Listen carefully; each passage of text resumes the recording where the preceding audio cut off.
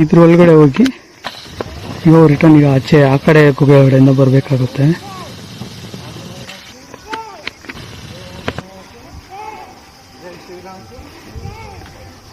ನೋಡಿ ಹೆಂಗಿದೆ ಬೆಟ್ಟ, ಬಂದು ಎಷ್ಟು ಭಯಂಕರವಾಗಿದೆ ಬೆಟ್ಟ.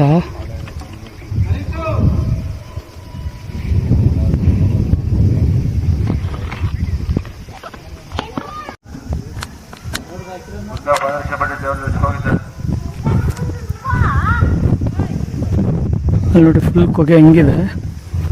ಈಗ ನಾವು ಕಷ್ಟಪಟ್ಟು ಬಂದಿರೋದು, ಪೂಜೆ ನಡೀತಾ ಇದೆ. ಅಲ್ಲಿ ನೋಡಿ, ಅಲ್ಲಿ ದೊಡ್ಡ ಬೆಟ್ಟ ಕಾಣ್ತಿದೆಯಲ್ವಾ, ಸೇಮ್ ಲಿಂಗ ಥರನೇ. ಅಲ್ಲಿ ಹೊಗೆ ಒಳಗಡೆ ಬಂದು ಅಲ್ಲಿ ಶಿವಂದು ವಿಗ್ರಹ ಇದೆಯಂತೆ. ಇಲ್ಲಿ ನೋಡಿ ಎಷ್ಟು ದೊಡ್ಡ ಫಾರೆಸ್ಟ್ ಇದೆ ಇಲ್ಲಿ.